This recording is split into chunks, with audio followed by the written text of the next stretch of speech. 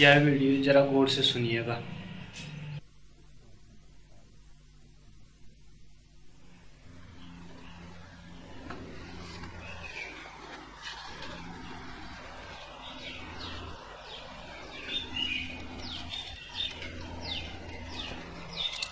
पहला प्रश्न। भगवान अपने अहंकार को पूरी तरह और सदा के लिए मिटाने का सबसे तेज और सबसे खतरनाक ढंग क्या है? रिचर्ड एरिक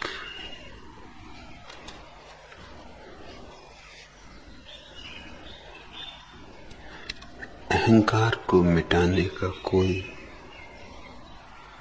ढंग ही नहीं, न धीमा न तेज, न सरल न कठिन, न आसान न खतरनाक।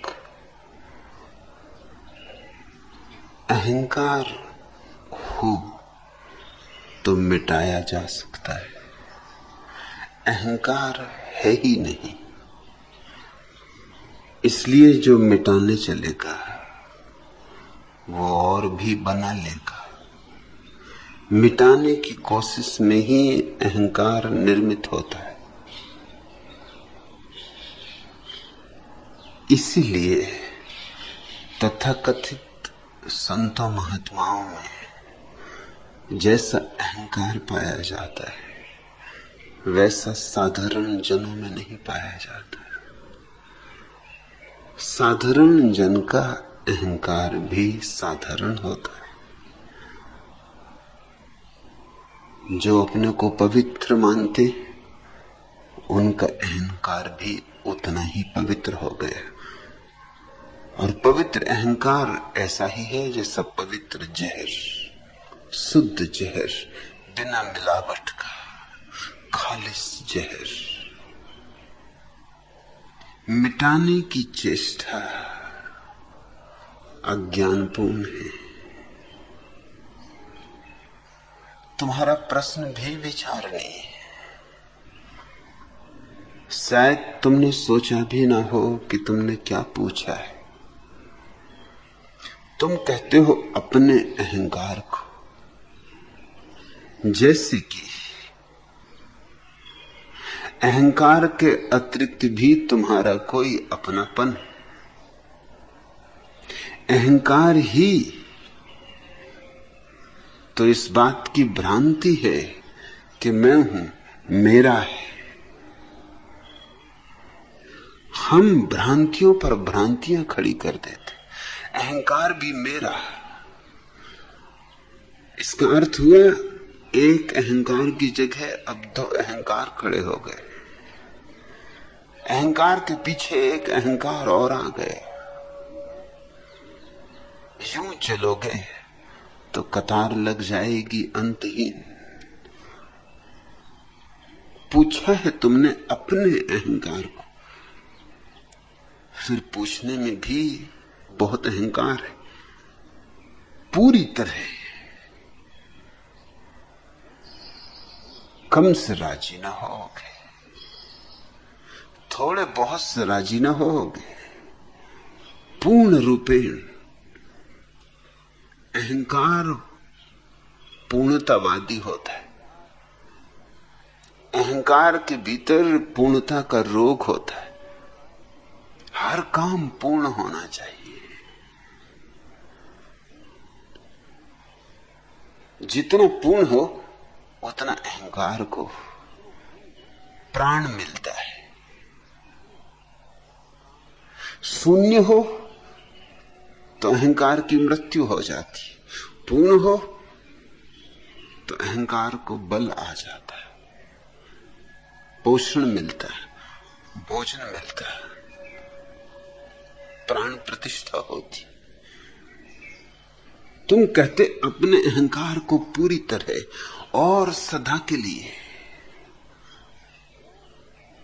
इन एक एक शब्दों के पीछे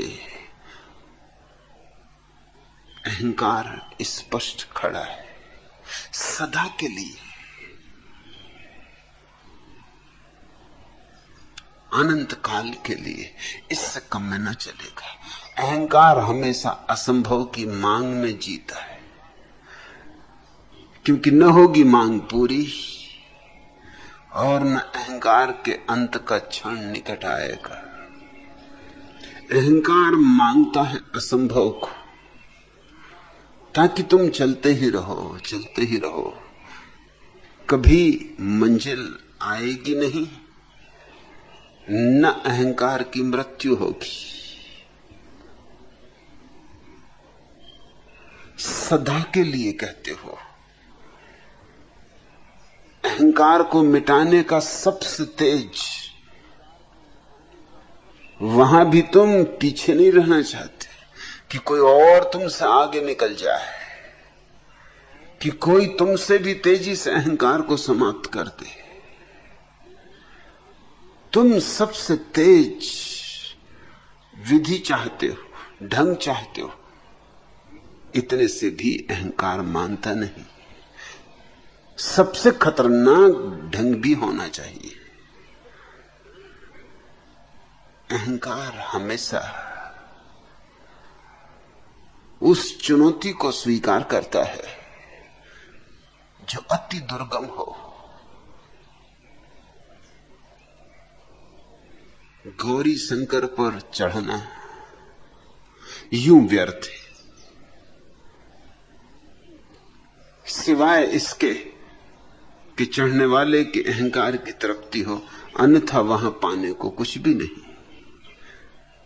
चांद पर जाकर कुछ भी नहीं मिलता, लेकिन चांद पर चलने वाला मैं पहला आदमी हूं और मैंने सबसे खतरनाक यात्रा की है अब तक, जो किसी ने कभी नहीं की थी। इतनी ही तृप्ति है। तुम्हारा पूरा प्रश्न शुरू से लेकर अंत तक अहंकार की छाया से दबा है, और फिर तुम इसे मिटाना चाहते हो। लेकिन क्यों? क्योंकि अहंकार को मिटाना अहंकार को भरने का अति सूक्ष्म उपाय है। तुम यह अहंकार भी संवार लेना चाहते हो कि देखो, जिसे बड़े बड़े न कर पाए संत और महात्मा हारे, मैं भी उस अहंकार को मिटाने में समर्थ हुआ। उस अहंकार को जिसे मुश्किल से कोई मिटा पाया है, मैंने मिटा के दिखा दिया है। मगर यही मैं, यही दिखाने का, प्रदर्शन का आग्रह तो अहंकार है। और अहंकार क्या है? इसलिए रिचर्ड एरिक थोड़े और तरह से सोचे। मिटाने की भाषा ही गलत है। यह ऐसे ही है जैसे कोई अंधकार को मिटाना चाहे। लड़े, घूसेबाजी करे, तलवार चलाए, चीख पुकार मचाए, धक्के दे, लेकिन अंधकार यूं नहीं मिटता। और जब बहुत लड़ेगा, झगड़ेगा, तो थकेगा, गिरेगा।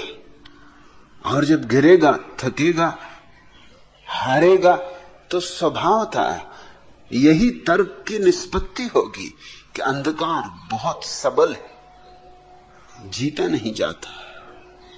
लाख उपाय करो फिर भी जीत संभव नहीं होती। तर्क युक्त हो गया तुम्हारा निष्कर्ष, लेकिन फिर भी भ्रांत, फिर भी गलत।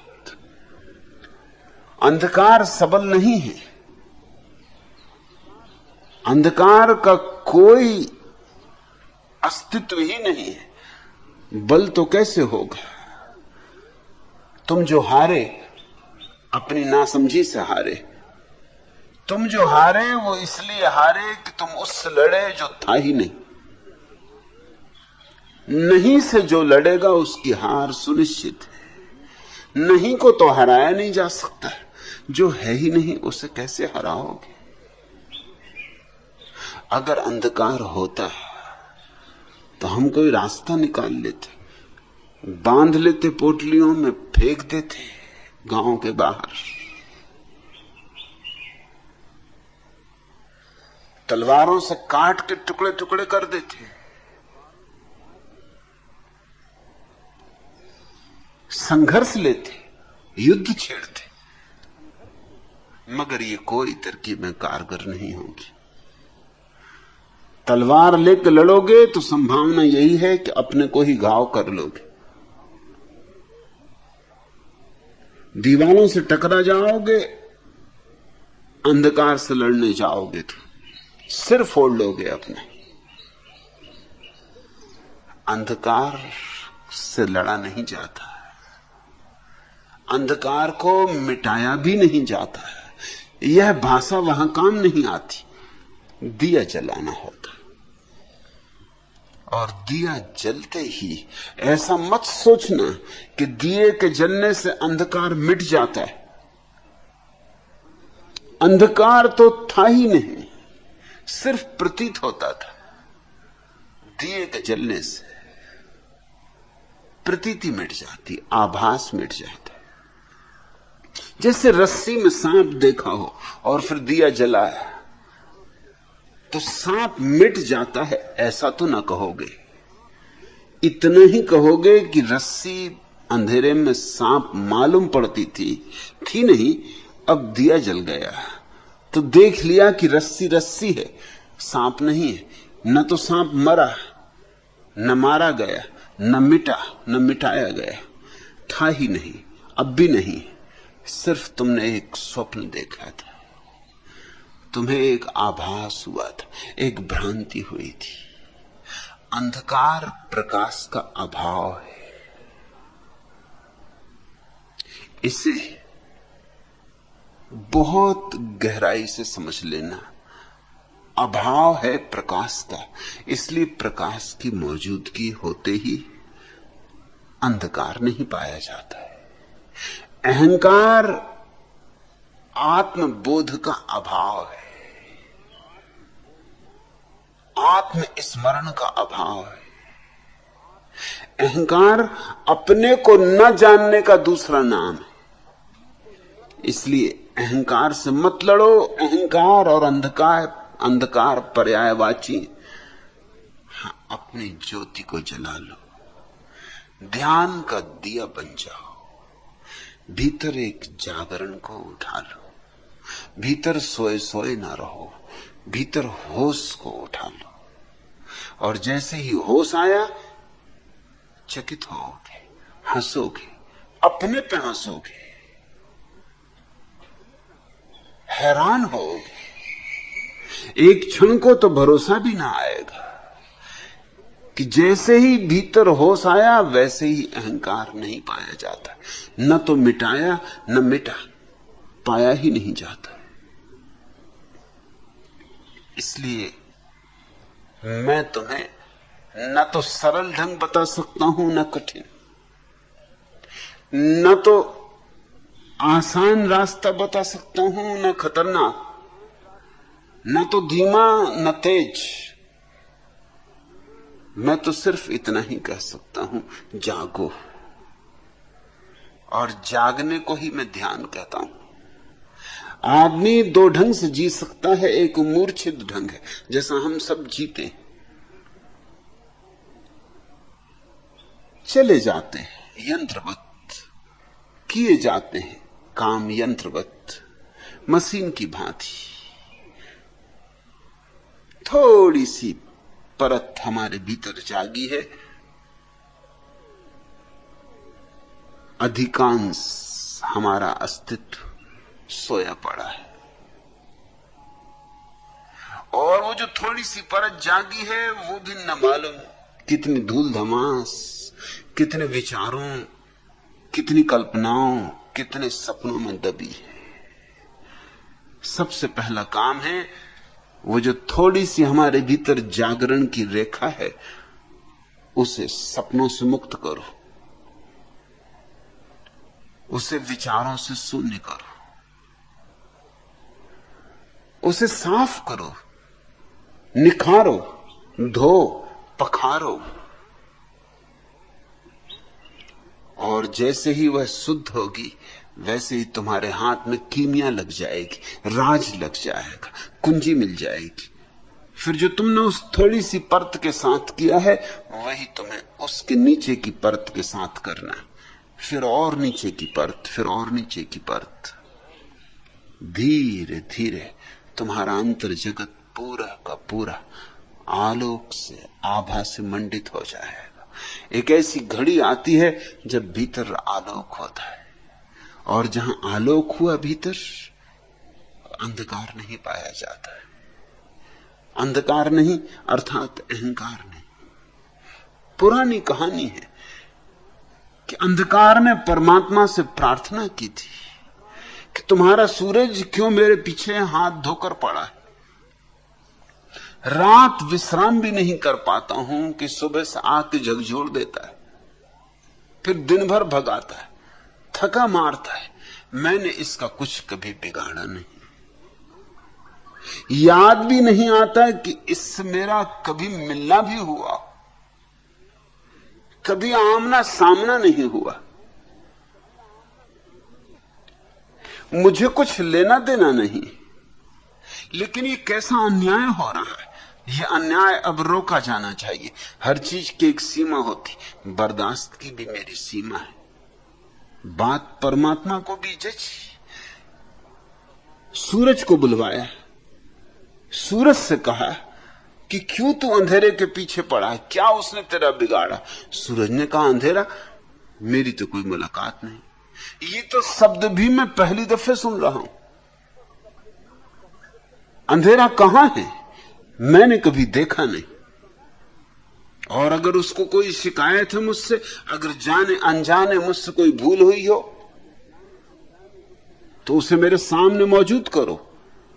ये कैसा न्याय है कि जिसने शिकायत की है वो सामने मौजूद नहीं, वो मेरे सामने शिकायत करे। मैं जरा उसका चेहरा तो देखूं,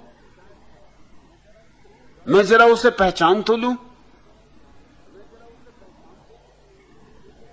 कौन है शिकायत करने वाला?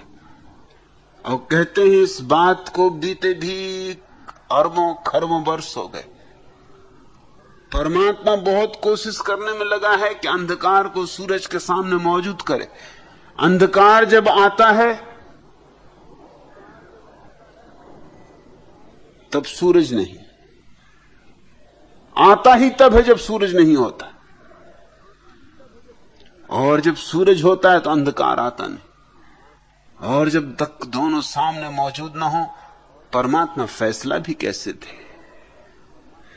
ऐसे तो हम सुनते हैं कि परमात्मा के लिए कुछ भी असंभव नहीं, लेकिन यह कहानी बताती है कि यह बात असंभव।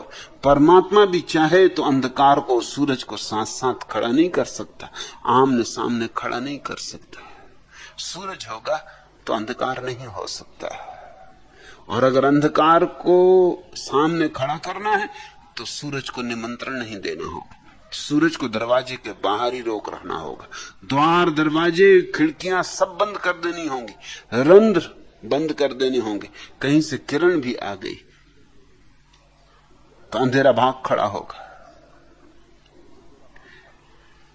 मेरे जीवन दृष्टिकोण में अहंकार को न तो मिटाना है, न गिराना है, न जीतना है, सिर्फ समझना है।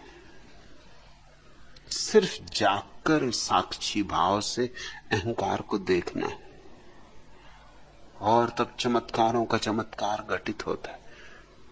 इधर तुमने देखा, उधर अहंकार नहीं।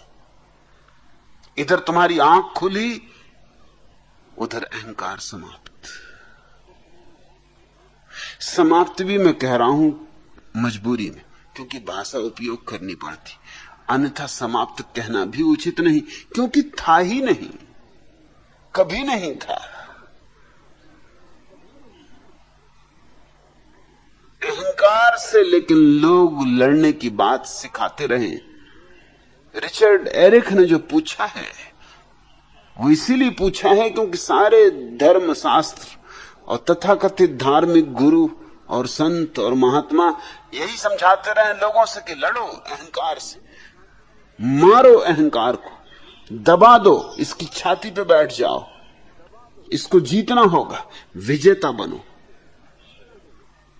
और यही कार्य जारी रहा है सदियों से और परिणाम हमारे सामने है। किसी को धन का अहंकार है, किसी को पद का अहंकार है, किसी को प्रतिष्ठा का, किसी को ज्ञान का, किसी को तप का, और किसी को यहां तक भी निरअहंकारी होने का कि मैं तो निरअहंकारी हूं, मैं तो कुछ भी नहीं, मगर अगर जरा कुरे दोगे तो पाओगे कि वहां भी अहंकार उसी तरह मौजूद है जिस तरह राख के भीतर अंगारा दमकता हो। राख के कारण धोखे में मत आ जाना। और फिर लोग अहंकार को बचाने की क्या क्या तरकीबें निकालते। तुमने ईसप की कहानी तो सुनी ही है। लोमड़ी बहुत उछली कूदी, अंगूर के झुक्के बड़े प्यारे थे, सुबह की सूरज में बहुत चमकते थे, बहुत रस भरे थे। लोमड़ी भूखी भी थी, अभी सुबह का नाश्ता भी नहीं किया था। इधर भूख, इधर सूरज की रोशनी में चमकते हुए अंगूर, रस भरे अंगूर, अंगूरों की गंध हवा में, आकर्षण बहुत था मगर मजबूरी भी बहुत थी, झुक्के बहुत दूर थे। लोमड़ी उछली कूदी मगर झुक्कों तक न पहुंच सकी। बहुत चेष्टा की, बार बार गिरी, हर बार और भी प्रगाढ़ प्रयत्न किया और उतनी ही वापस जोर से जमीन पे गिरी, चोट खाई, धूल धमास झाड़ के खड़ी हो गई। गौर से देखा, लगा कि नहीं, इतनी अपनी छलांग नहीं। चारों तरफ देखा, कोई देख तो नहीं रहा है। एक खरगोश छिपा हुआ झाड़ी में देख रहा था। उसने कहा, चाची क्या बात है? लोमड़ी ने आकर के कहा, कोई भी बात नहीं, अंगूर खट्टे,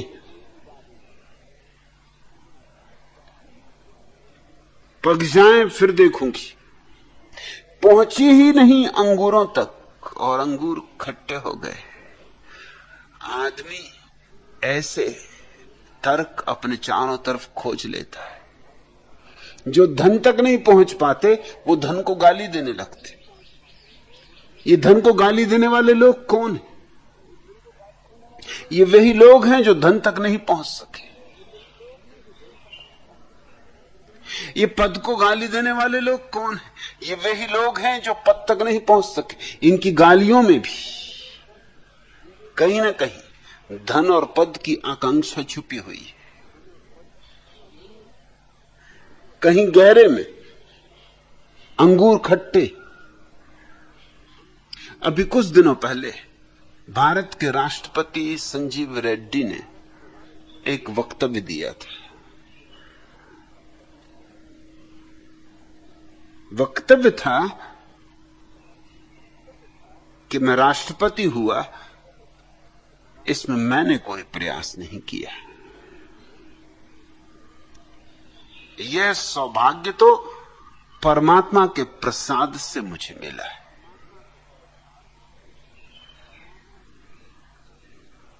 जिंदगी भर इसी की कोशिश करते रहे। यह तो जानी मानी बात है। संजीव रेड्डी के राष्ट्रपति बनने के मामले को लेकर ही 1969 में कांग्रेस विभाजित हुई। दो हिस्सों में टूटी।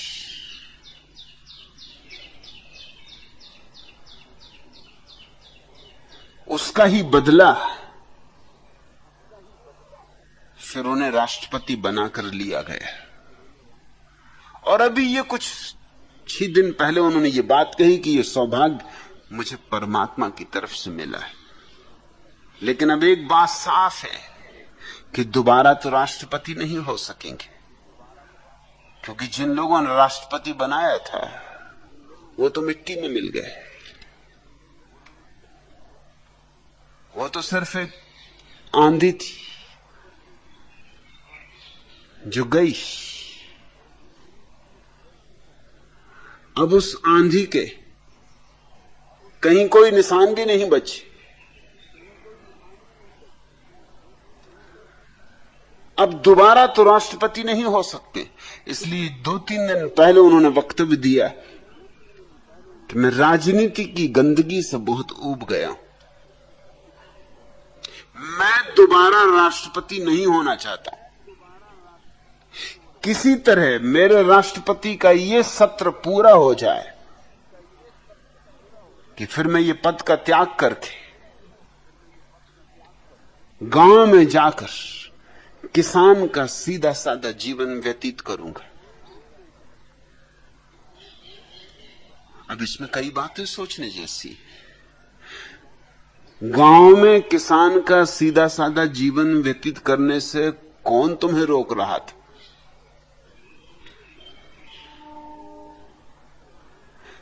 किसने तुम्हें कहा था गांव का किसान का सीधा साधा जीवन छोड़ो?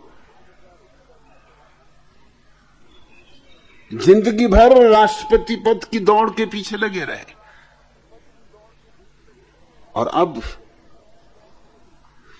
गांव का सीधा साधा जीवन व्यतीत करना है। अभी कुछ ही दिन पहले ये परमात्मा ने सौभाग्य दिया था राष्ट्रपति होने का, और अब राजनीति गंदी हो गई। जिंदगी भर राजनीति में रह के ये पहचान ना आई कि राजनीति गंदी है। अब अचानक पहचान आई कि राजनीति गंदी है, मुझे इस गंदगी में नहीं रहना।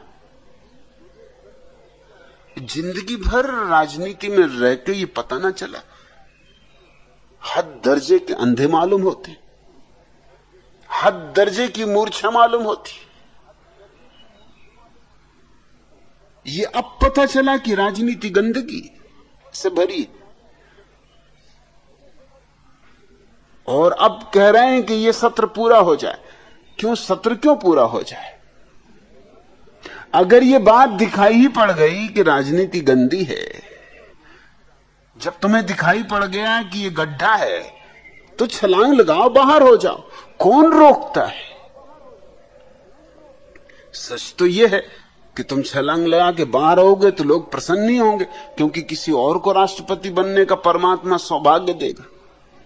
अभी सौभाग्य था, वो परमात्मा ने दिया था, और अब दुर्भाग्य हो गया। तो परमात्मा दुर्भाग्य दिया था, राजनीति की गंदगी में सिरमौर बना दिया था, तो इसको परमात्मा का प्रसाद क्यों कहा था? और तिरुपति के मंदिर में जाकर पूजा अर्चना के थाल क्यों चढ़ाए थे? अगर ये सौभाग्य था तो गंदगी कैसे हो गई? और अगर ये परमात्मा ने प्रसाद दिया था तो आज अचानक इसको छोड़कर तुम गांव का सीधा साधा जीवन व्यतीत करना चाहते? तुम परमात्मा से भी ज्यादा समझदार मालूम होते। परमात्मा ने राष्ट्रपति बनाया और तुम गांव के सीधे साधे किसान बनना चाहते। परमात्मा के खिलाफ काम करने का इरादा है। और फिर भी यह सत्र पूरा हो जाए तब ये बात समझ के बाहर है कि किसी को कैंसर की बीमारी हो और वो कहे कि ये सत्र पूरा हो जाए राष्ट्रपति का, तब इलाज करवाऊंगा। अरे जब पता चलेगा कि बीमारी है तत्क्षण इलाज करवाना होगा। अभी 1-2 साल प्रतीक्षा क्या करनी? 1-2 साल का भरोसा क्या, कल का भरोसा नहीं।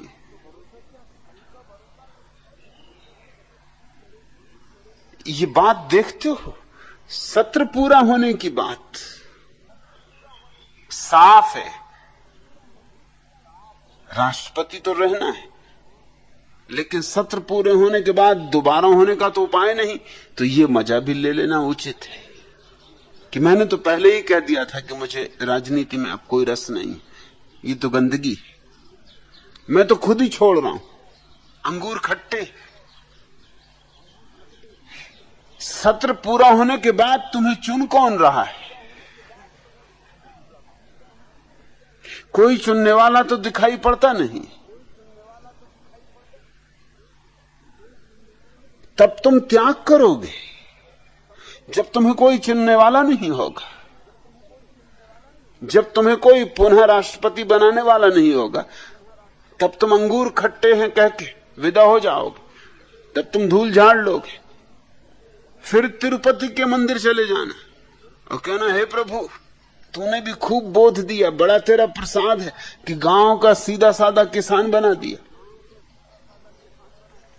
तो परमात्मा का प्रसाद तो इस देश पे सभी लोगों पे मालूम पड़ता है, सिर्फ संजीव रेड्डी को छोड़ के, क्योंकि बाकी सबको तो वो सीधा साधा किसान बनाए हुए, किसी को सीधा साधा मजदूर बनाए हुए, किसी को सीधा साधा भिखारी बनाए हुए। 98% लोगों को तो प्रसाद ही प्रसाद मिल रहा है। ये 2% अभागे हैं, किसी को धन है, किसी को पद है, किसी को प्रतिष्ठा है। लेकिन आदमी बड़ा चालबाज, बड़ा बेईमान है। मैं कहता हूं संजीव रेड्डी को, अगर लगता है तुम्हें कि राजनीति गंदी है, बाहर हो जाओ।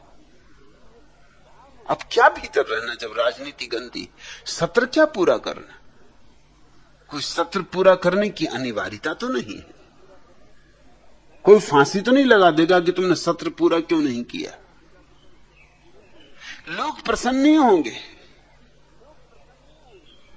क्योंकि किसी और को मौका मिलेगा, किसी और पर प्रसाद परमात्मा का बरसने दो, किसी और को जाने दो तिरुपति के मंदिर, कोई और चढ़ाए थाली। तुम सीधे साधे किसान हो जाओ, कोई रोकने वाला नहीं। सीधे साधा किसान होने में कौन रोकता है, किसको रोकता है? लेकिन सत्र पूरा हो जाए। ये तो बात वही हुई जो सिकंदर ने डायोजनीस से कही थी। यूं तो कहा था सिकंदर ने कि मैं बहुत प्रभावित हुआ हूं तुम्हारा जीवन देखकर, मगर ये बात ऊपरी रही होगी, क्योंकि सच में ही अगर ये प्रभावित हुआ था तो डायोजनीस ने तत्क्षण उसको पकड़ लिया। डायोजनीस जैसे लोग छोड़ते नहीं। फिर डायोजनीस ने कहा कि तुम सच में प्रभावित हुए हो? सिकंदर ने कहा बहुत बहुत प्रभावित हुआ हूं, अगर दोबारा मुझे फिर जीवन का अवसर मिला तो परमात्मा से कहूंगा इस बार मुझे सिकंदर न बना, डायोजनीस बना। डायोजनीस हंसने लगा, उसने कहा ये भी खूब रही, अगले जन्म में। तो अभी तुम्हें डायोजनीस होने से कौन रोक रहा है? मैं तो नहीं रोक रहा। डायोजनीस होना तो बड़ी सरल बात है। ये नदी बह रही, नदी के किनारे पर ही डायोजनीस सुबह का धूप स्नान ले रहा था, नंग धड़ंग तो वो रहती था। म्युनिसिपल कमेटी का कचरा फेंकने का जो बड़ा टीन का पोंगरा होता है, वो एक पोंगरा उसको कहीं पड़ा हुआ मिल गया था, उसी को रख लिया था ला के उस नदी के किनारे। जब कभी वर्षा वगैरह होती तो पोंगरे के अंदर बैठ जाता था, ज्यादा धूप होती तो पोंगरे के भीतर चला जाता, नहीं तो खुली रेत थी, खुला आकाश था, चांद तारे थे। डायोजनीस ने कहा ये नदी का किनारा बड़ा है, तुम कपड़े फेंको और डायोजनीस हो जाओ। और ये किनारा इतना बड़ा है कि हम दोनों के लिए क्या, और भी हजारों लोग डायोजनीस हो जाएं तो कोई अड़चन नहीं आने वाली। रही पोंगरे की तो मेरा पोंगरा भी काफी, हम दो के लिए पर्याप्त रहेगा।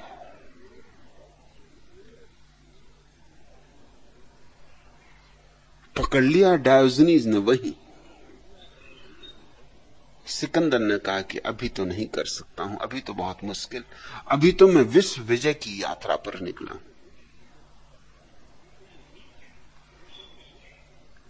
डायोजनीज ने कहा अगर विश्व विजय की यात्रा तुम्हें व्यर्थ मालूम पड़ती और मेरा जीवन सार्थक मालूम पड़ता है तो छोड़ो। कोई जबरदस्ती तो कर नहीं रहा कि विश्व विजय की यात्रा करो, लेकिन वो कहने लगा मैं तो सत्र पूरा करूंगा। जब निकल पड़ा यात्रा पर तो यात्रा पूरी किए हुए नहीं रुकूंगा, सत्र तो पूरा करना ही होगा। एक दफा दुनिया को विजय कर लूं फिर जरूर आऊंगा। डायोजनीज ने कहा कि दुनिया बड़ी है, जिंदगी बहुत छोटी है, कल का भरोसा नहीं, कब किसी की यात्रा पूरी हो पाई है, कौन विजय की यात्रा पूरी कर पाया है। जिंदगी खत्म हो जाती है, दुनिया चलती रहती। हम कल नहीं थे, कल नहीं हो जाएंगे, क्षण भर का बसेरा है, रैन बसेरा है। तो मत टालो कल पर। अगर बात तुम्हें रुचि है, अगर बात तुम्हें लगी है, अगर तीर तुम्हें चुभा है तो यही क्षण है, करना हो कुछ कर लो, यही क्षण है। मत कहो कल की बात, कल का क्या भरोसा, लौट पाए न लौट पाए। डायोजनीज ने कहा इतना मैं कह सकता हूं कि अब तक कोई आदमी इस दुनिया में अपनी किसी महत्वाकांक्षा को पूरी नहीं कर पाया है, सब यात्राएं अधूरी रह जाती हैं, याद रखना मेरी बात। सिकंदर शर्माया तो बहुत, सिर झुका लिया, कहने को कुछ था भी नहीं, जवाब देने को मौका भी न था। क्या कहे, खुद ही तो कह फंसा था कि तुम्हारे जीवन से बहुत प्रभावित हूं, ऐसा ही जीवन चाहता हूं, थक गया हूं इस युद्ध से, थक गया हूं इस भागदौड़ से। लेकिन ये नहीं सोचा था कि डायोजनीज गर्दन पकड़ लेगा, जैसे मैंने संजीव रेड्डी की पकड़ी, कि जब जिंदगी साफ हो गई बात कि राजनीति गंदगी है, सत्र क्यों पूरा करना, इसी क्षण बाहर हो जाओ। सिकंदर सिर झुका के धन्यवाद देकर विदा हुआ, इतना कहा कि तुम्हारे उपदेश को ध्यान में रखूंगा और जब कभी अवसर मिला जरूर आऊंगा। डायोजनीज ने कहा कि मैं नहीं सोचता कि अवसर मिलेगा। सिकंदर ने कहा लेकिन जाने के पहले इतना चाहता हूं कि तुमने इतनी अनुकंपा की, मैं तुम्हारे लिए कुछ करूं। मेरे पास बहुत धन है, बहुत सुविधाएं हैं, तुम जो कहो वो मैं करूं। कहो तो महल बना दूं, कहो तो इस नदी को तुम्हारे लिए सोने से पाट दूं, मगर कुछ कहो, जो कहोगे वो कर दूंगा। डायोजनीज ने कहा ये तो बड़ी देर हो गई, तुम्हें पहले आना था, जब मेरे भीतर इच्छाएं थी, अब तो मेरी कोई इच्छा नहीं, तुम क्या कर सकोगे, मेरी कोई मांग नहीं, तुम क्या भर सकोगे, मेरे हाथ में भिक्षा का पात्र नहीं, तुम दोगे भी तो मैं उसे रखूंगा कहां। मगर तुम कहते हो तो तुम्हारा निरादर भी नहीं करना चाहता हूं, इतना ही करो कि जरा हट के खड़े हो जाओ, क्योंकि तुम्हारे कारण सूरज की धूप मेरे पास तक नहीं आ पा रही। बस इतनी ही बात डायोजनीज ने मांगी कि जरा हट के खड़े हो जाओ, और चलते वक्त सिकंदर से कहा कि याद रखना कभी भी किसी की धूप के बीच में आड़े मत आना, बस इतना ही बहुत है। सूरज और आदमी के बीच में मत आना, रोशनी और आदमी के बीच में मत आना, किसी के लिए अंधेरा मत बनना, किसी पे छाया मत पड़ने देना। सिकंदर चला तो आया, लेकिन डायोजनीज की बात उसके प्राणों में गूंजती रही, और आश्चर्य की बात कि वो कभी घर वापस नहीं लौट पाया। भारत से वापस लौटते वक्त बीच में ही मर गया। मरते वक्त डायोजनीज ही उसे याद आया। कहा था कि लौट के आऊंगा, लेकिन अपनी राजधानी भी वापस नहीं पहुंच सका। चिकित्सकों ने कहा कि अब यहां से आगे यात्रा करनी संभव नहीं है, रात आखिरी है, अब तुम्हारे लिए सुबह नहीं होगी। उसने कहा कि तुम जितना धन कहो मैं देने को राजी हूं, लेकिन मुझे राजधानी तक वापस पहुंच जाने दो। एक तो मैंने डायोजनीस को वायदा किया था कि मैं लौट के आऊंगा, और दूसरे मैंने अपनी मां को वायदा किया था कि जब मैं विजय कर लूंगा सारी दुनिया को, तो लाके तेरे चरणों में दुनिया का सारा साम्राज्य चढ़ा दूंगा। ये दो काम अधूरे रह गए। चिकित्सकों ने कहा हम मजबूर हैं, तुम अगर सारा साम्राज्य भी हमें दो तो भी हम तुम्हें बचा नहीं सकते, और कितनी भी तेजी से तुम जाओ तो भी कम से कम 24 घंटे तो लगेंगे ही राजधानी तक पहुंचने में, और इतनी तेजी से घोड़े की सवारी भी नहीं की जा सकती। तुम्हारी हालत इतनी बुरी, तुम घंटे 2 घंटे के मेहमान हो। डायोजनीस से मिलना अब ना हो पाएगा। अपनी मां को तुम ये भेंट न चढ़ा पाओगे। सिकंदर बहुत दुख में मरा, दुख में जिया, दुख में मरा। मरते वक्त ये कह के मरा कि मेरे हाथों को लटके रहने देना मेरे ताबूत के बाहर। वजीरों ने पूछा क्यों, किस लिए? ये तो रिवाज नहीं। सिकंदर ने कहा इसलिए ताकि लोग देख लें कि मैं भी खाली हाथ जा रहा हूं। डायोजनीस ठीक कहता था, मैं खाली हाथ जा रहा हूं। ये सब दौड़ व्यर्थ थी, मगर मैंने नाहक कल के लिए स्थगन किया। काश मैंने उसकी बात मान ली होती और उस तट पर रुक गया होता, ठहर गया होता, विश्राम में डूब गया होता, तो आज मैं भी आनंद से विदा हो सकता। मैं दुख और विषाद में विदा हो रहा हूं। सिकंदर का ताबूत इतिहास में अपने ढंग का ताबूत था। उसके हाथ बाहर लटके थे, लाखों की भीड़ इकट्ठी थी, और हर एक ने पूछा कि हाथ बाहर क्यों लटके, और हर एक ने जाना कि हाथ इसलिए बाहर लटके कि सिकंदर चाहता था हर एक देख ले, नाहक न दौड़ो, हाथ खाली ही रहेंगे। सच तो यह है जब बच्चा पैदा होता है तो मुट्ठी बंधी होती, और जब आदमी मरता है तो हाथ खुले होते, मुट्ठी खुली होती। कहावत है, बंधी मुट्ठी लाख की, खुली तो खाक की। कम से कम बच्चे की मुट्ठी तो बंद होती, भीतर कुछ नहीं होता, मगर बंधी मुट्ठी लाख की। कम से कम भरोसे तो होते हैं, आशाएं तो होती हैं, आकांक्षाएं तो होती हैं। मरते वक्त तो मुट्ठी भी खुल जाती, खाक ही खाक रह जाती। मगर फिर भी मरने की बात की ये कहानी कि वैतरणी पर दोनों का फिर मिलना हुआ, क्योंकि उसी दिन डायोजनीस भी मरा। संयोग की बात, दोनों एक ही दिन मरे। सिकंदर थोड़ा पहले, डायोजनीस थोड़ा बाद। कोई थोड़े ही क्षणों का फासला। वैतरणी पर दोनों का मिलना हो गया। सिकंदर वैतरणी पार कर रहा है, पीछे उसने खड़बड़ की आवाज सुनी, लौट के देखा डायोजनीस। एक क्षण को तो किम कर्तव्य विमूढ़ हो गया, एक क्षण को तो ठिठक गया कि अब डायोजनीस ठीक करेगा। ये फिर गर्दन पकड़ेगा और कहेगा कि देख मूर्ख, कहां था, नहीं सुना, नहीं माना। फिर पुरानी अकड़ लौट आई। आदमी बड़ा अजीब है, समझ समझ के भी चूकता है।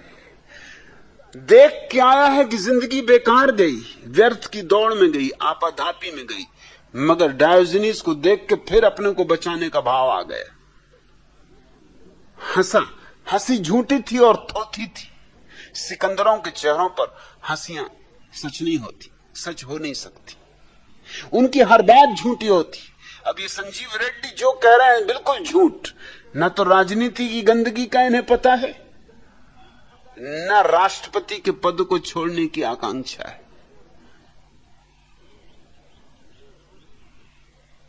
इनकी हंसी झूठ, इनका ज्ञान झूठ, इनकी बकवास सब झूठ। न सीधा साधा किसान होने का कोई इरादा है। होना पड़े मजबूरी में तो ओढ़ लेंगे वह भी, लेकिन मजबूरी में, आकांक्षा नहीं। और सिकंदर ने फिर वही पुराना रुख अख्तियार किया, पीछे देख के हंसा और डायोजनीस से बोला, अरे सौभाग्य, शायद वैतरणी पर ऐसा सम्मिलन पहले कभी ना हुआ हो, एक सम्राट का एक भिखारी से। फिर लौट आई अकड़, फिर अपने को सम्राट कहने का मन, फिर डायोजनीस को भिखारी बताने का मन। मगर डायोजनीस जैसे लोगों को धोखा नहीं दिया जा सकता। वो जब किसी की गर्दन पकड़ते हैं तो ठीक से ही पकड़ते, उससे छुटकारा नहीं। वो जब दांव लगाते हैं तो पूरा ही लगाते। डायोजनीस इतने खिलखिला के हंसा कि कहते हैं कि वैतरणी पर उसकी हंसी अभी भी गूंजती। सिकंदर तो हकबका गया, डायोजनीस की हंसी। सिकंदर तो एकदम उदास हो गया, पूछा आप क्यों हंसते? डायोजनीस ने कहा इसलिए हंसता हूं कि जिंदगी भर धोखा खा के अब भी तू धोखा दे रहा है। तेरी बात सच है एक अर्थ में कि ये मिलन बहुत अद्भुत है, एक सम्राट का और एक फकीर से, एक सम्राट का एक भिखारी से, लेकिन थोड़ी गलत भी है। तू समझता है कि सम्राट आगे और भिखारी पीछे, वहां तेरी गलती। सम्राट पीछे है, मेरी तरफ देख, और भिखारी आगे, अपनी तरफ देख। मैं सम्राट की तरह जिया और सम्राट की तरह मरा और सम्राट की तरह आया हूं। तो भिखारी की तरह जिया, भिखारी की तरह मरा और भिखारी की तरह आया। लेकिन अकड़ जाती नहीं, रस्सी जल जाती मगर अकड़ रह जाती।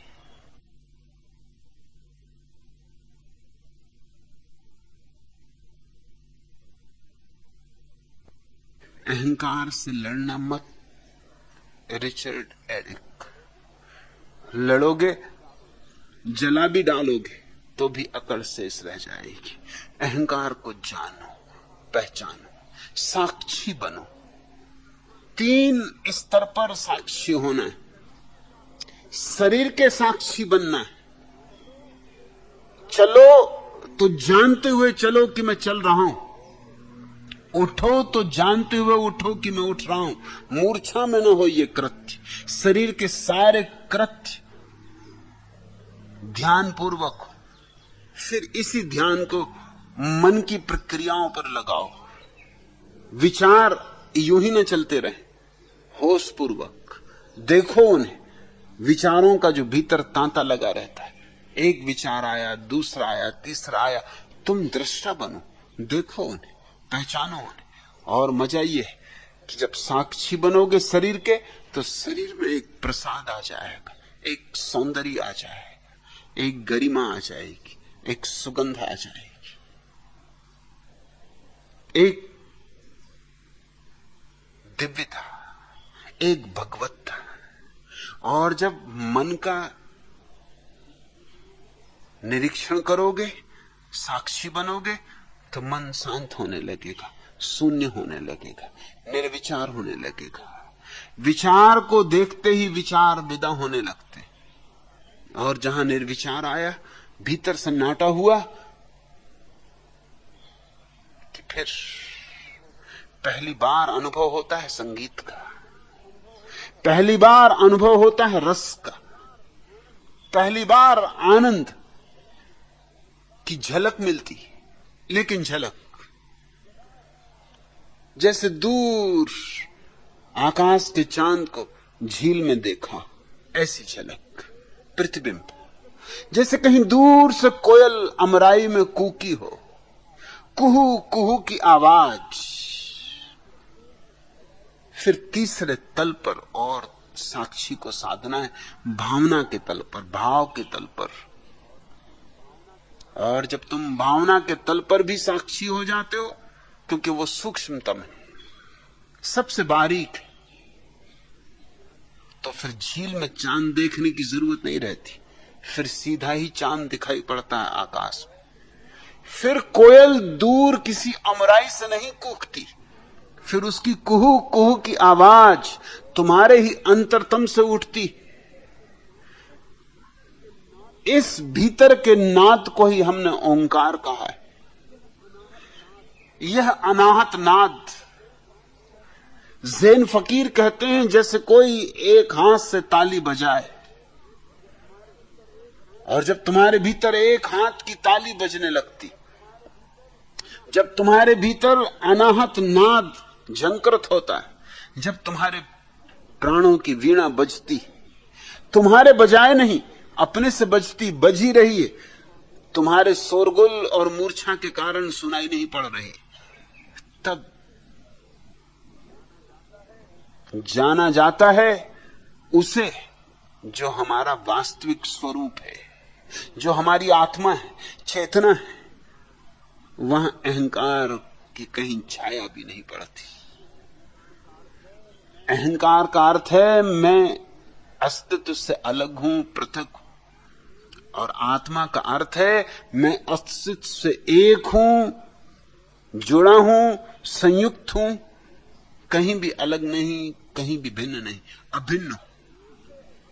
अस्तित्व से अभिन्नता का अनुभव आत्मा, और अस्तित्व से भिन्नता का अनुभव या आभास अहंकार। मिटाना कुछ भी नहीं है, सिर्फ जागना है। 3 तल पर तुम जागो और चौथे तल पर जागरण अपने आप उतर आता है। शरीर को देखो, मन को देखो, भाव को देखो, और तब तुम उसे देख पाओगे जो तुम हो। हमने इस देश में उसे तुरी कहा है, चौथी अवस्था कहा। वही है समाधि।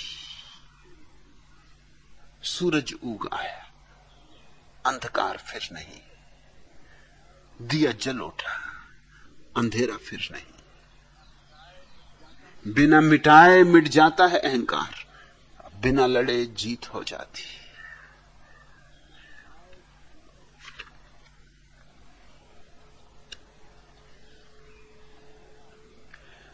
अहंकार से लड़ने की बात यूं ही व्यर्थ है जैसे पंचशील पुल पर खड़े 5 अनोखे व्यक्ति। पंचशील पुल पर खड़े 5 अनोखे व्यक्ति परिचय अपना दे रहे, किसमें कितनी शक्ति, किसमें कितनी शक्ति। एक था उनमें अंधा, शेष 4 थे बहरा, लंगड़ा, लूला, नंगा। कह काका कबीराय शून्य में झांक रहे थे, धुत नशे में लंबी चौड़ी हाँक रहे थे। बहरा बोला यकायक ध्यान देव शोर, साफ सुनाई पड़ रहा डाकू दल का शोर। डाकू दल का शोर कसम अंधे ने खाई, वह देखो 12 डाकू दे रहे दिखाई। लंगड़ा बोला भाग चलो वरना मर जाएं। लूला कहने लगा कि 2-2 हाथ दिखाएं। तब नंगा चिल्लाया कुछ भी नहीं करोगे, लगता है सब मिलकर मुझको लुटवा दोगे।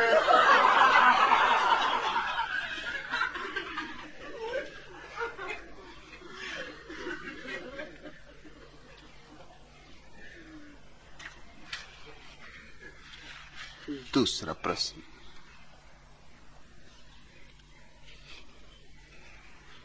भगवान तुम्हारे कदमों में सर झुकाया था हमने,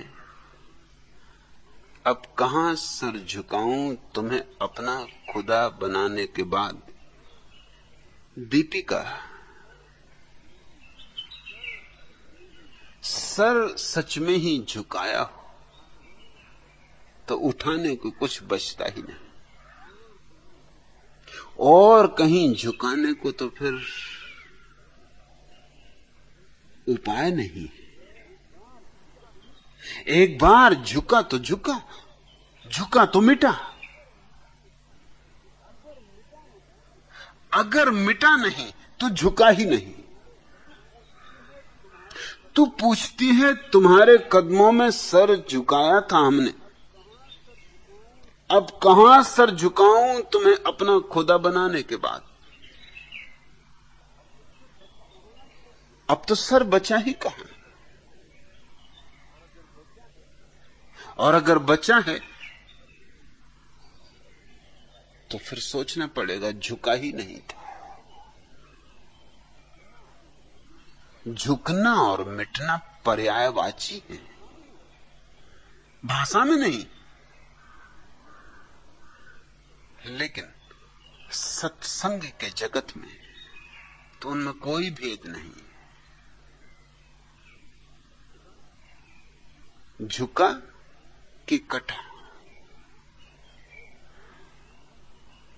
फिर कहां झुकाओ, किसे झुकाओ, और झुकाने की जरूरत क्या रही? प्रयोजन क्या रहा? आवश्यकता कहां है? एक ही तो प्रेम चल रहा है, बहुत बहुत तरह से हम एक ही प्रेमी की तो तलाश कर रहे हैं, कभी गलत, कभी सही, कभी होश में, कभी बेहोशी में, मगर एक ही प्रेमी की तलाश चल रही। किसी स्त्री को प्रेम किया होगा, किसी पुरुष को प्रेम किया होगा, किसी मित्र को प्रेम किया होगा, बेटे को प्रेम किया होगा, बेटी को प्रेम किया होगा, पति को, पत्नी को, पिता को, मां को, लेकिन इन सारे प्रेमों के भीतर परमात्मा की ही खोज चल रही। और जब एक बार कहीं परमात्मा की प्रतीति हो गई तो आ गया अच्छा सिर को चढ़ा देने का, बचा के करना भी क्या है।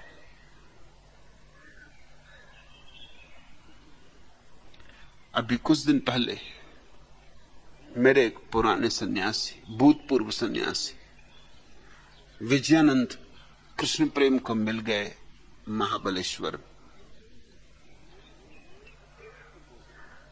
कृष्ण प्रेम से बोले कि मैंने भगवान को संपूर्ण समर्पण कर दिया था, 5 साल तक संपूर्ण समर्पण रखा, लेकिन जब मुझे बुद्धत्व उपलब्ध नहीं हुआ तो मैंने फिर सन्यास का त्याग कर दिया। कैसी मजे की बात कही, कैसी रस भरी बात कही। संपूर्ण समर्पण, और वो भी वापस लिया जा सकता है। संपूर्ण समर्पण का अर्थ ही क्या होता है फिर? जब पूरा पूरा ही दे दिया था तो लेने वाला कौन पीछे बचा था जो वापस ले ले? निश्चित ही समर्पण संपूर्ण नहीं रहा होगा। पहली बात, संपूर्ण समर्पण में लौटने का कोई उपाय ही नहीं होता। पुराने सेतु ही टूट जाते, सीढ़ी फेंक दी जाती, लौटना भी चाहो तो नहीं लौट सकते, लौटने को ही नहीं बचता कोई। पहली तो बात संपूर्ण समर्पण नहीं था, नहीं तो सन्यास कैसे वापस छोड़ा जा सकता है? कौन छोड़ेगा? और अगर छोड़ने वाला मौजूद था तो फिर कुछ बचा हुआ था, और जो बचा हुआ था वो ज्यादा था, क्योंकि सन्यास लेते वक्त तो मुझसे पूछा था कि लूं या ना, छोड़ते वक्त मुझसे पूछा भी नहीं।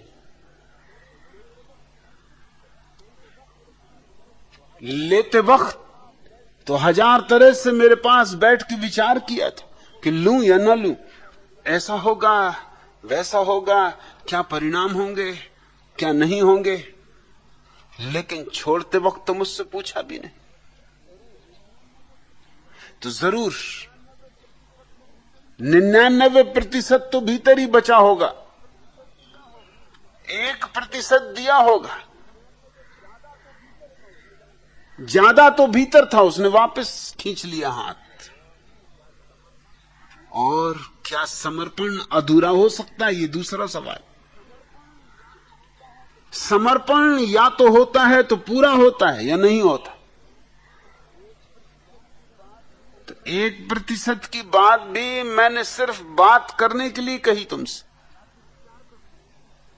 ताकि विचार कर सको।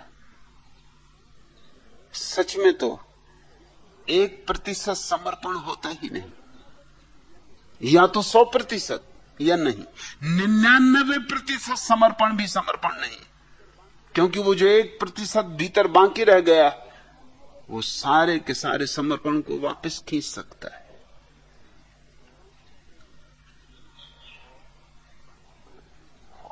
ढांचे की बात तीसरी उन्होंने कही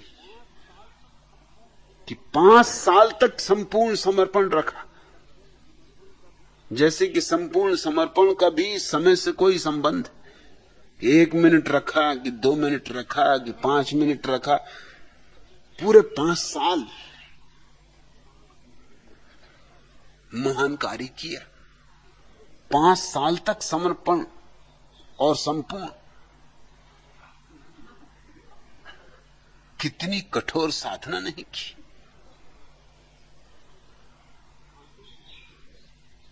कांटों की सैया पर लेटे रहे,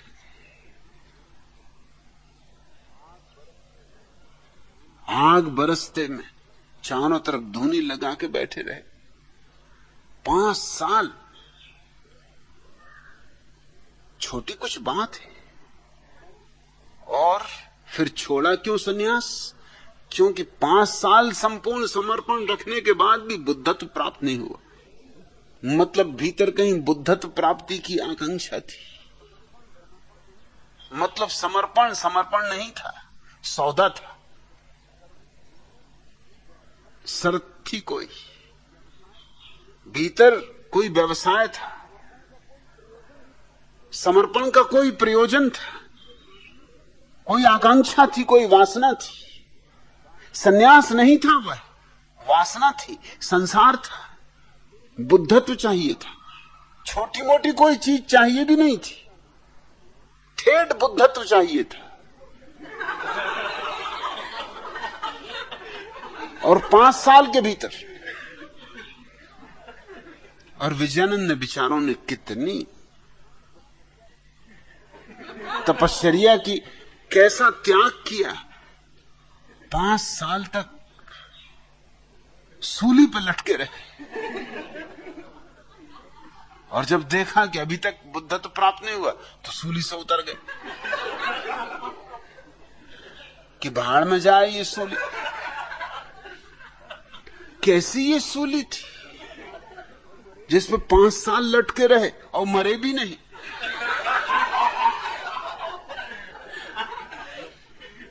और 5 साल टकटकी बांध के देखते रहे कि अब आया बुद्धत्व, अब आया, लेकिन बुद्धत्व था कि आया ही नहीं।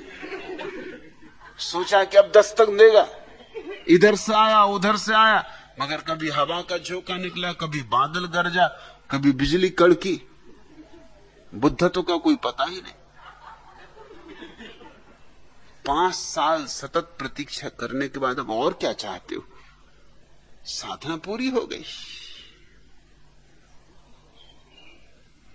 दीपिका, सर तो एक ही बार झुकता है,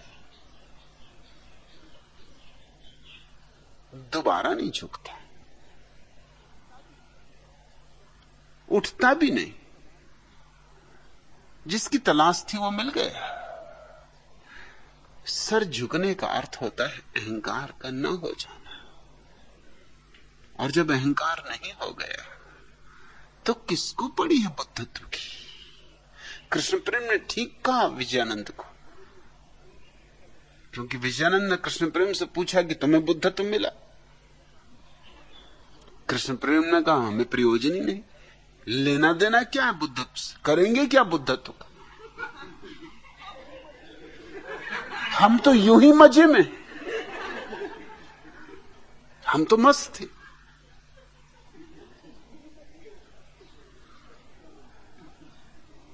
विजयानंद को यह बात समझ में नहीं आई। विजयानंद ने कहा यह बात ठीक नहीं है, अरे जब सन्यासी हो तो बुद्धत्व तो होना ही चाहिए। पर कृष्ण प्रेम ने कहा हम संन्यास्त होके ही आनंदित हैं, अब हमें और कुछ चाहिए नहीं। मिल भी जाए बुद्धत्व तो सोचेंगे कि लेना कि नहीं लेना, मतलब और नई झंझट कौन पाले। सन्यास इतना आनंद दे रहा है, पता नहीं बुद्धत्व और कौन सी झंझट में ले जाए। तो हम तो सोचेंगे, विचारेंगे, और हमें लेने की कोई चिंता नहीं। मगर भारतीय बुद्धि एक ढंग से चलती है।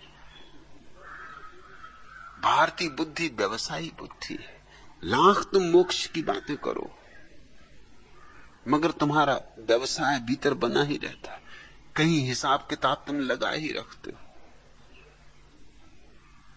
विजयानंद चलते चलते कृष्ण प्रेम को कह गए कि नहीं, ये तो सोचना ही पड़ेगा, बुद्धत्व का विचार तो रखो ही, नहीं तो सन्यास का सार ही क्या है। सन्यास भारतीय बुद्धि में हमेशा साधन, साध्य नहीं।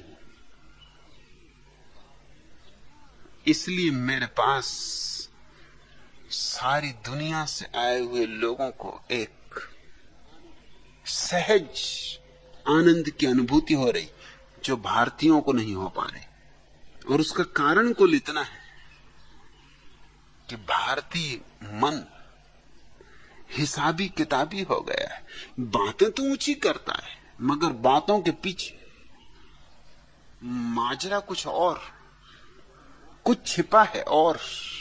मोक्ष पाना, कैवल्य पाना, बैकुंठ जाना, गोलोक में निवास करना,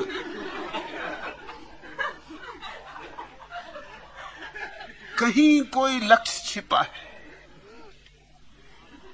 सन्यास अपने आप में सिद्धि नहीं, साधना है। और मेरा आग्रह है कि जब भी तुम साधन में और साध्य में भेद करोगे तुम विभाजित हो जाओगे, तुम दो टुकड़ों में टूट जाओगे। साध्य होगा भविष्य में और साधन होगा वर्तमान में। भविष्य आया कि संसार आया, साधन ही साध्य हो जाना चाहिए, तभी तुम वर्तमान में जी सकते हो। तब यही क्षण काफी है। तब न कहीं जाना है, नहीं कुछ पाना है। और ऐसी अवस्था का नाम ही बुद्धत्व है। न कहीं जाना है, न कुछ पाना है, आनंदित है। यही क्षण अपनी समग्रता में, अपने पूरे रस से झर रहा है। अगले क्षण की बात ही नहीं उठती। ऐसा शुद्ध वर्तमान निरअहंकार होते ही उपलब्ध हो जाता है। और जिसको शुद्ध वर्तमान उपलब्ध हुआ, किस निमित्त हो जाए। तू कहती दीपिका कि आपके कदमों में सर झुकाया, ये सिर्फ बहाना है, ये तो सिर्फ तरकीब है। सर झुक जाए इसके लिए निमित्त है। जैसे किसी घर में आग लगी हो और छोटे बच्चे अंदर खेल रहे हो और तुम लाख चिल्लाओ कि आग लगी, छोटे बच्चों का भी पता ही नहीं कि आग लगने का क्या मतलब होता।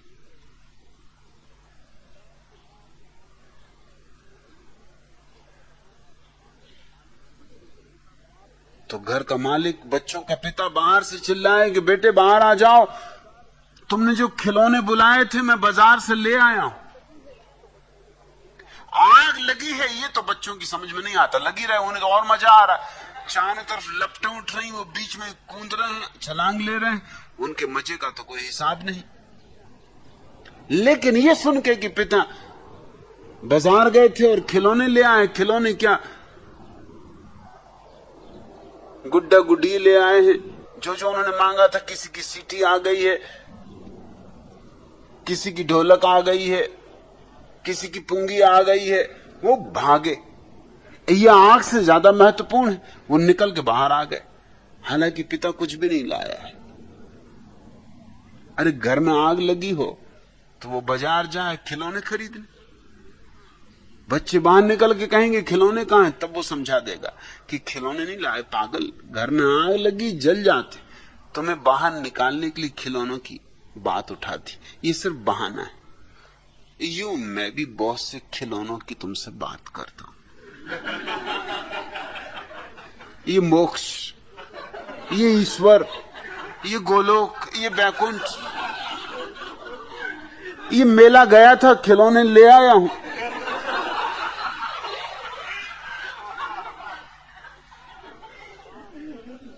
तुम जो भी सुन के बाहर आ सको वही आवाज दे देता हूं कि चलो गोलोक। बस आ गई और सब बच्चे बाहर निकल आए कि गोलोक बस जा रही। लाख काम छोड़ के बाहर आ गए।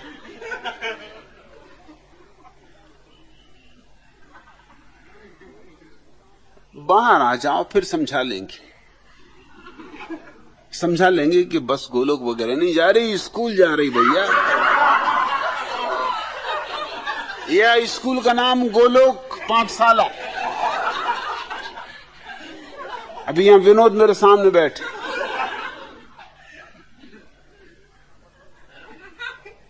विनोद को पत्नी से अलग होना पड़ रहा, रास्ते अलग अलग हो गए। रास्तों का क्या भरोसा, कभी साथ हो लेते हैं, कभी अलग हो जाते। तो विनोद ने अपने बच्चों को बुला के समझाना चाहा कि भाई अब हम अलग हो रहे हैं, तुम्हारे क्या इरादे। लेकिन बच्चों को क्या पड़ा, बच्चे तो कुलाटी लगाने लगे, कोई शीर्षासन करने लगा। विनोद और उनकी पत्नी बैठे देख रहे हैं और बच्चे वहीं उछल कूद मचा रहे हैं, वो बड़े मस्त हो रहे हैं। उनकी समझ में नहीं आया कि रास्ते अलग हो रहे हैं, इसका मतलब क्या। वो तो समझे कि बहुत ही अच्छी बात होने तो, पूछने लगे कब होंगे अलग। विनोद ने समझाया कि तुम समझे नहीं कि तुम्हारी मम्मी में और मुझ में अब बनती नहीं। उन्होंने कही तो हमको मालूम ही। अरे किसकी मम्मी में और किसके डैडी में बनती। और वो तो अपने खेल में लगे, उनको इससे कुछ मतलब ही नहीं कभी क्या हो रहा। घर में आग लगी है, वो कुलांटी लगा रहे हैं, उछल कूद कर रहे हैं, सिर के बल खड़े हो रहे हैं। अब इनको क्या समझाओ। विनोद ने कहा कि तुम समझो ठीक से, अब मुझे तुम्हारी मम्मी को अलग अलग रहना पड़ेगा। तो उन्होंने तब उनको थोड़ा ख्याल आया कि मतलब कहां रहोगे आप। तो विनोद ने कहा कि मैं आश्रम में हूं, तो हम भी आते, और मम्मी तुम भी चलो। अरे आश्रम में ही रहेंगे, आश्रम में तो बहुत मजा आएगा। बच्चों की अपनी दुनिया है, उनके सोचने के अपने ढंग। मम्मी नाराज हो गई कि आश्रम नहीं जाना है, तुम्हें तय करना पड़ेगा, या तो अपने डैडी के पास रहो या मेरे पास रहो। तो उन्होंने कहा हम छोटे हैं, आपके पास रहेंगे, जब बड़े हो जाएंगे फिर हम डैडी के पास जा सकते, क्योंकि बड़े हो के हमको आश्रम में रहना। ठीक है अभी छोटे में गुजार लेंगे, मगर बड़े होके तो आश्रम में ही रहेंगे। बच्चों को तो और ढंग से समझाना होगा। अभी उनको ख्याल में भी नहीं आएगा कि बात क्या हो रही। और करीब करीब सब बच्चे, ये सारा संसार बच्चों से भरा हुआ है।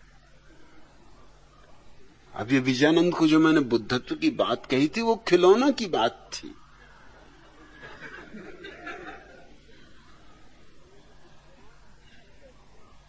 ये बुद्धिमान ये समझ बैठे कि सन्यासी हो गए तो ये बुद्ध हो जाएंगे। ये और बुद्धू हो गए। 5 साल बुद्धत्व की जो प्रतीक्षा करेगा बुद्धू हो जाए। बुद्धत्व और दूर हो गए। बुद्धत्व का कोई अर्थ तो समझो। बुद्धत्व का कुल इतना अर्थ है कि हम जहां हैं, जैसे हैं, जो हैं, तृप्त हैं, आनंदित हैं। हमारा प्रतिपल उत्सव है। मगर ये बात समझ में नहीं आती तो फिर बुद्धत्व की बात करनी पड़ती, निर्वाण की बात करनी पड़ती है, संबोधि की बात करनी पड़ती, क्योंकि ये खिलौने तुम्हारी समझ में आते। मगर इन खिलौनों को जोर से पकड़ के मत बैठ जाना। दीपिका तो कहती तुम्हारे कदमों में सर झुकाया था हमने, अब कहां सर झुकाऊं तुम्हें अपना खुदा बनाने के बाद। एक बार खुद का होना मिट जाए तो खुदा का मिलना होता है। कुछ खुदा जैसा कोई व्यक्ति नहीं है। एकदम मिल गया वो बोले कि नमस्कार, कहिए कैसे, अच्छे तो हैं। खुदा कोई व्यक्ति नहीं है, खुद ही के मिट जाने का नाम है। और जब खुद ही मिट गई तो मिल गया जो मिलना था, जो सदा से मिला ही हुआ था उसका आविष्कार हो जाता है। कहीं देखी है शायद, कहीं देखी है शायद तेरी सूरत इससे पहले भी, कहीं देखी है शायद तेरी सूरत इससे पहले भी, कि गुजरी है मेरे दिल पे ये हालत, कि गुजरी है मेरे दिल पे ये हालत इससे पहले भी। न जाने कितने जलवे, न जाने कितने जलवे पेश रोथे तेरे जलवों के, न जाने कितने जलवे पेश रोथे तेरे जलवों के। तुझी से बारहा की है मोहब्बत, तुझी से बारहा की है मोहब्बत इससे पहले भी। सुनाती है कोई अफसाना तेरी से मगी नजरें, हुई है मुझसे गुस्ताखाना जुर्रत इससे पहले भी।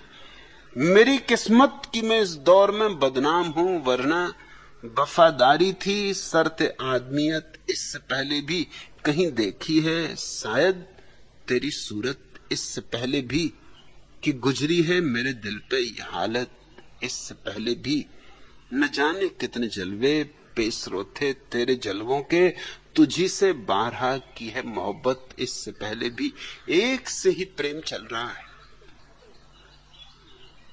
अलग अलग दिए हैं, रोशनी एक है, अलग अलग फूल हैं, सौंदर्य एक है, उसी एक की तलाश चल रही। और जब भी उस एक की कहीं झलक मिल जाए तो सिर झुक जाता है, सत्संग शुरू होता है। सत्संग का अर्थ है मिल गई झलक उस एक के, जन्म जन्मों से जिसको खोजते थे। कहीं उस प्यारे की एक किरण दिखाई पड़ने लगी, कहीं थोड़ा सा आहट होने लगी उसके पद चिन्हों की, थोड़ी सी झलक। अभी कुछ दिन पहले मेरा जर्मन सन्यासी विमल कीर्ति संसार से विदा हुआ। उसने अपनी आखिरी कविता जो मेरे लिए लिखी, उसमें कुछ प्यारे वचन लिखे थे। विमल कीर्ति यूं तो राज परिवार से था, करीब करीब यूरोप के सारे राज परिवारों से उसके संबंध थे। उसकी मां है ग्रीस की महारानी की बेटी, उसकी दादी है ग्रीस की महारानी, उसकी मौसी है स्पेन की महारानी, उसकी मां के भाई हैं प्रिंस फिलिप, एलिजाबेथ के पति इंग्लैंड के। एलिजाबेथ इंग्लैंड की महारानी उसकी मामी, प्रिंस वेल्स उसके ममेरे भाई। उसकी मां ने ये दूसरी शादी की हनोवर के राजकुमार से, जिनसे विमल कीर्ति का जन्म हुआ।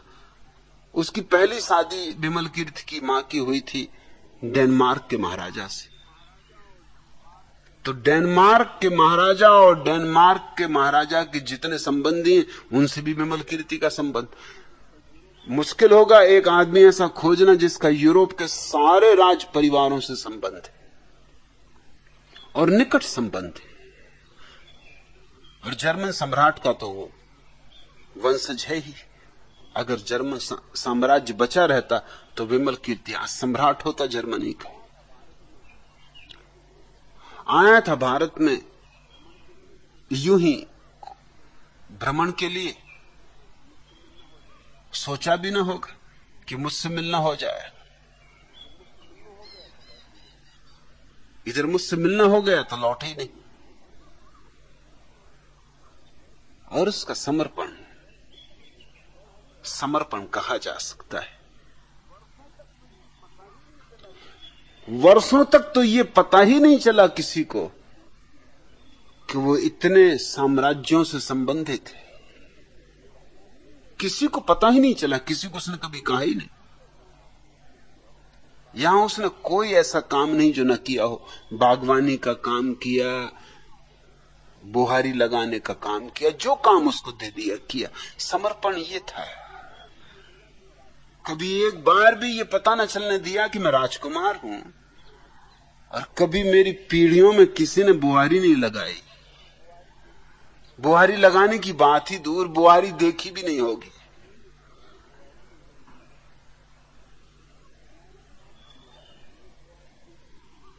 फिर वो मेरा पहरेदार हो गया, मेरे दरवाजे पर पहरा देता था।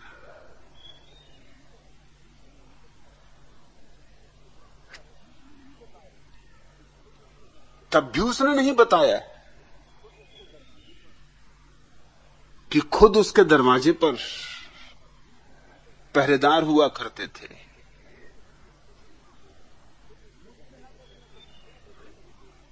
मुझसे ना तो उसने कभी कोई प्रश्न पूछा, ना मुझे कभी कोई पत्र लिखा। पत्र लिखता भी था तो अपनी डायरी में रखता जाता था। उसके विदा हो जाने के बाद ही उसकी पत्नी तुरिया ने मुझे डायरी दिखाई जिसमें कि वो पत्र रखता जाता था।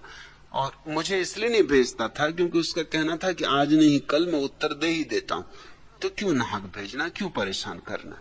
अपना पत्र लिख के रख लेता हूं कि मेरा प्रश्न था कि मैं ना भूल जाऊं। उत्तर तो आ ही जाता है, देर अबेर, जब मेरी जरूरत होती उत्तर आ जाएगा। आखिरी पत्र उसने जो मुझे लिखा है वो भी मुझे भेजा नहीं था।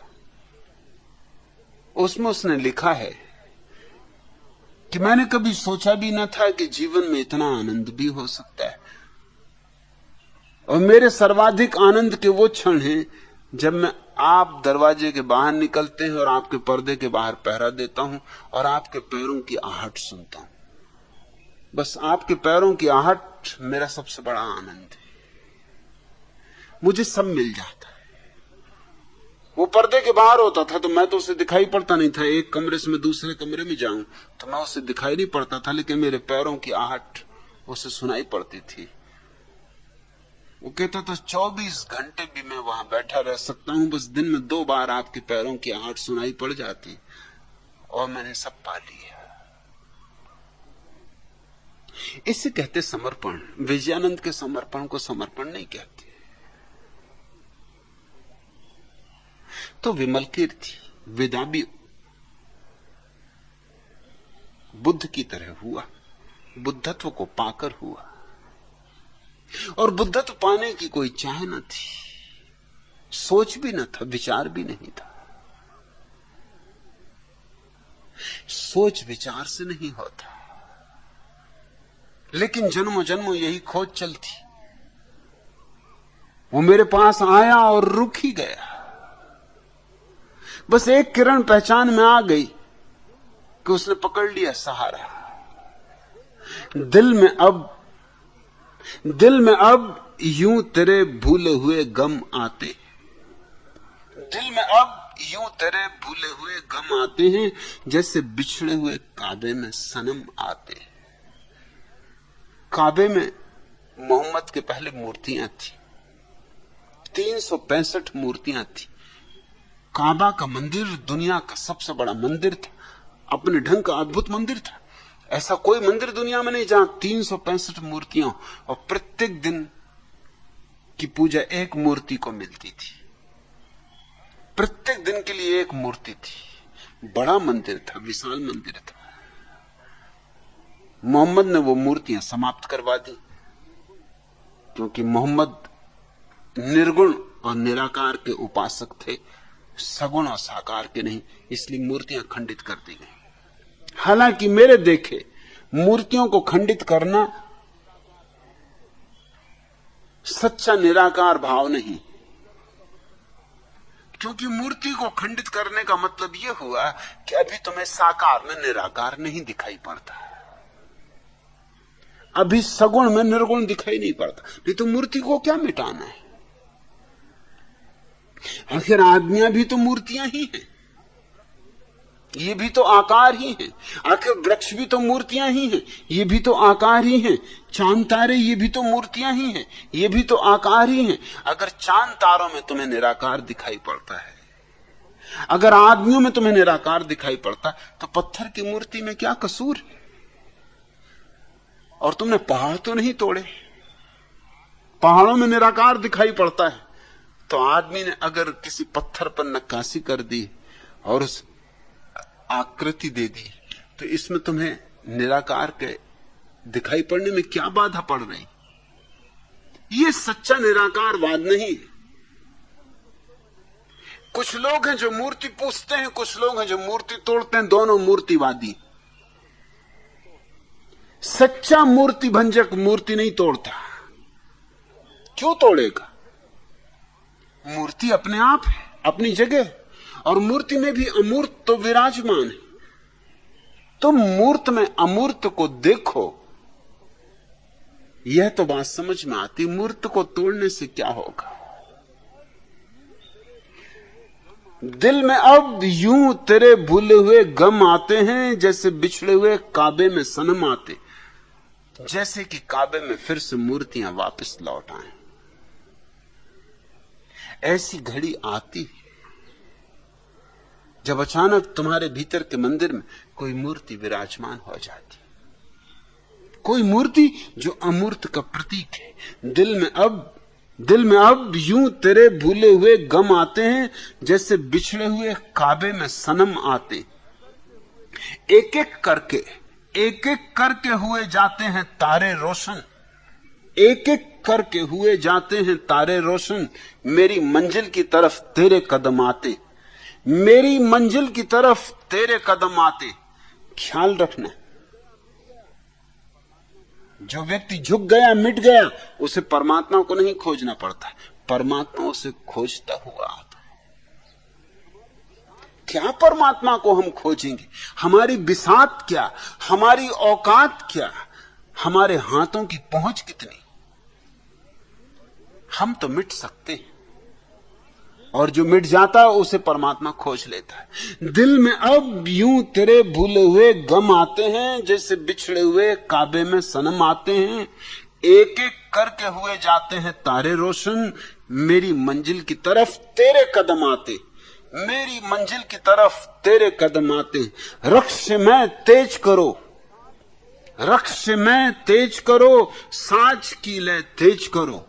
रक्ष में तेज करो, सांझ की लय तेज करो। सुए मैखाना सफीराने सफर आते, एक एक करके हुए जाते हैं तारे रोशन। मेरी मंजिल की तरफ तेरे कदम आते हैं। रक्ष में तेज करो, साज की लय तेज करो। सुए मैखाना सफीराने सफर आते हैं। कुछ हमी को नहीं एहसान उठाने का दिमाग, वो तो जब आते हैं मायल ब करम आते हैं। और कुछ देर न गुजरे सबे फुरकत से कहो, दिल भी कम दुखता है, वो याद भी कम आते हैं। एक एक करके हुए जाते हैं तारे रोशन। मेरी मंजिल की तरफ तेरे कदम आते हैं। रक्ष में तेज करो, साज की लय तेज करो। सुए मैखाना सफीराने सफर आते।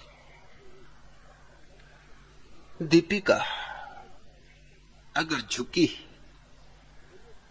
तो रक्ष में तेज करो, फिर ये शराब का दौर और चलने दो। अब उठना क्या, अब सिर उठाना क्या, अब ये नशा और बढ़ने दो। रक्ष में तेज करो,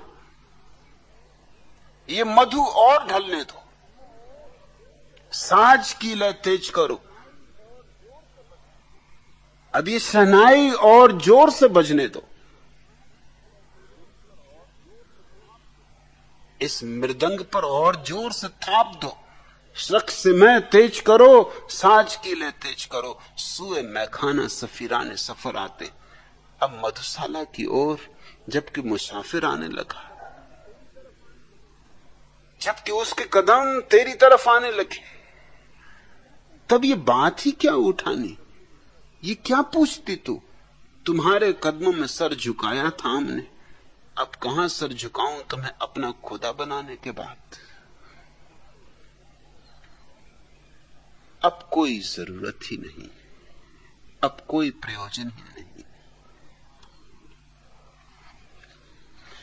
आधी रात को ये दुनिया वाले, आधी रात को ये दुनिया वाले जब ख्वाबों में खो जाते हैं, ऐसे में मोहब्बत के रोगी, ऐसे में मोहब्बत के रोगी यादों के चिराग जलाते हैं।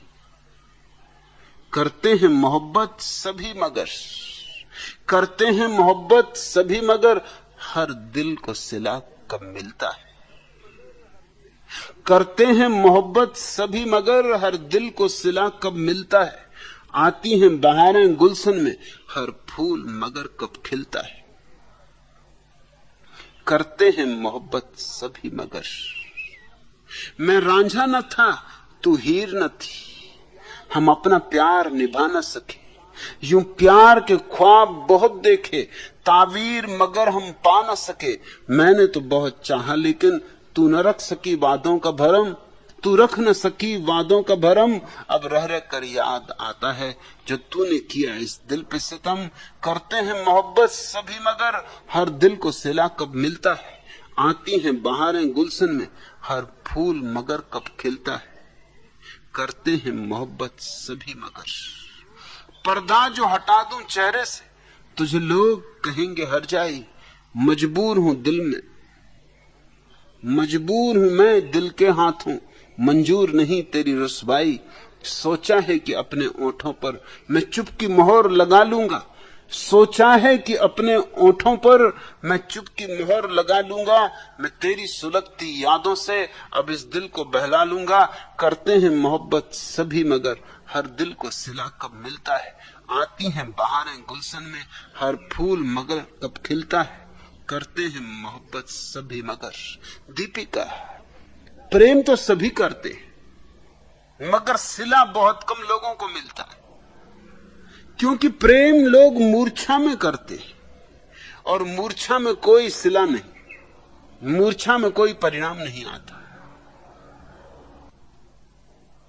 शिष्य और गुरु का बीच जो प्रेम घटता है वह अमूर्छित प्रेम, वह जागृत प्रेम है।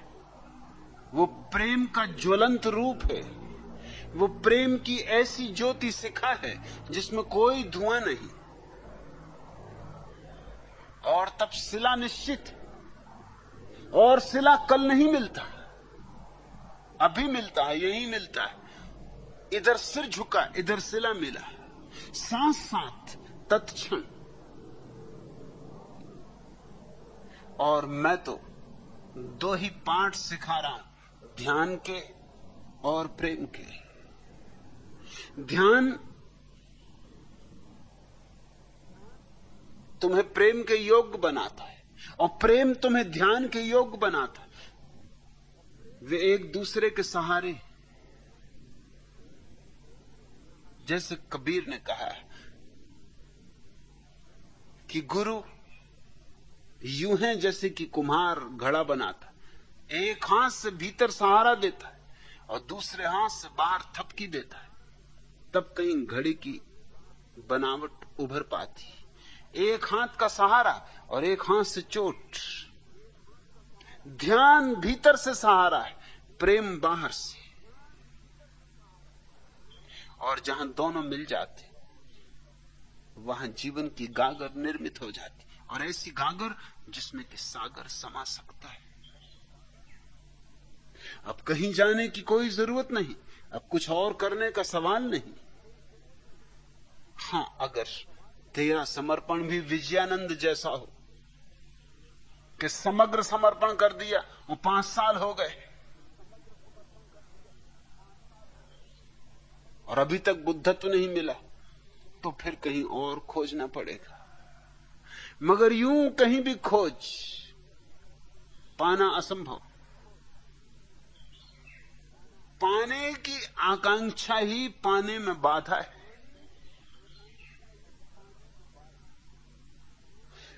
जो यहां घट सकता है, अभी घट सकता है, उसे क्यों कल पर टालना। साधन और साध्य में भेद न कर। और मैं तो सिर्फ बहाना हूं। तेरा सिर झुकाना कैसे भी हो जाए, किसी बहाने हो जाए, बस सिर झुक जाए। तू बेसिर हो जाए, ताकि हृदय ही हृदय बचे। और आ गई वह घड़ी, वह परम सौभाग्य की घड़ी, जब स्वर्ग भीतर उतर आता है।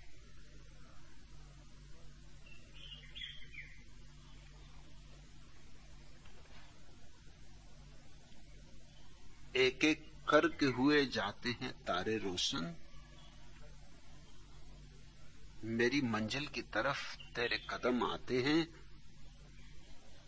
दिल में अब यूं तेरे भूले हुए गम आते हैं, जैसे बिछड़े हुए काबे में सनम आते हैं। रक्स से मैं तेज करो, साँझ की लय तेज करो, सुए मैखाना सफीराने सफर आते। आज